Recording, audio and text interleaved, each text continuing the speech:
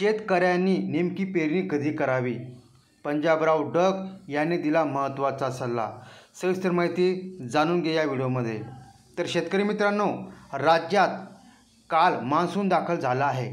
आज राज्याच्या विविध भागात मान्सूनची आगेकूच सुरू आहे.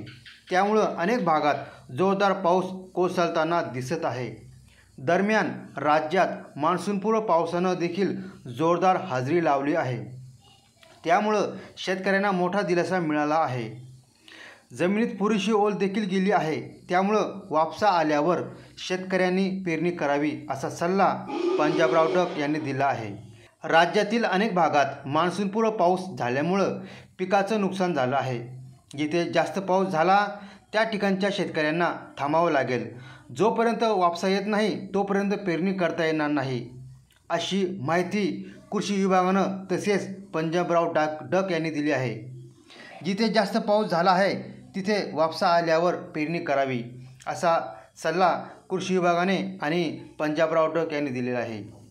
उन्हाळी हंगामात फळपिकं काढणीला आली आहेत. मान्सूनपूर्व पावसामुळे राज्यातील 34,000 हेक्टरवेळी पिकाचं नुकसान झालं आहे. त्या ठिकाणी पंचनाम्याच्या सूचना दिल्या आहेत. पंचनामा पूर्ण झाला की त्या संबंधित अहवाल राज्य शासनाला देण्यात येईल, अशी माहिती पुणे विभागाचे कृषी संचालक नायकवाड यांनी दिली आहे. मान्सून लवकर दाखल झाला आहे. 11 दिवस आधीच मान्सून दाखल झाला आहे. राज्यात 140 मिलीमीटर मान्सूनपूर्व पाऊस झाला आहे.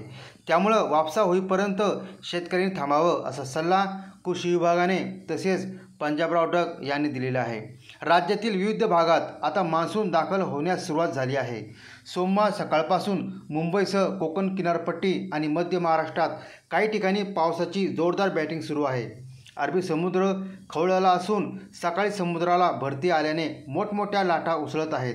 मान्सूननं महाराष्ट्रातील काही भाग व्यापला असून मुंबईसह पुणे आणि सोलापूरातही नेतृत्व मोसमी पाऊस दाखल झाला आहे.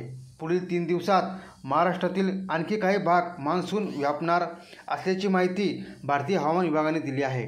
आज ठाणे, मुंबई, रायगड, रत्नागिरी, पुण्याच्या व साताऱ्याच्या घाट परिसरात पावसाचा रेड अलर्ट आहे. आज पुणे, सोलापूर, सांगली, कोल्हापूर, सिंधुदुर्ग, बीड, लातूर व धाराशिव या जिल्ह्यांना पावसाचा ऑरेंज अलर्ट देण्यात आला असून उर्वरित भागात येलो अलर्ट देण्यात आला आहे. अशाच नवनवीन माहितीसाठी आपल्या चॅनलला सबस्क्राईब करून ठेवा.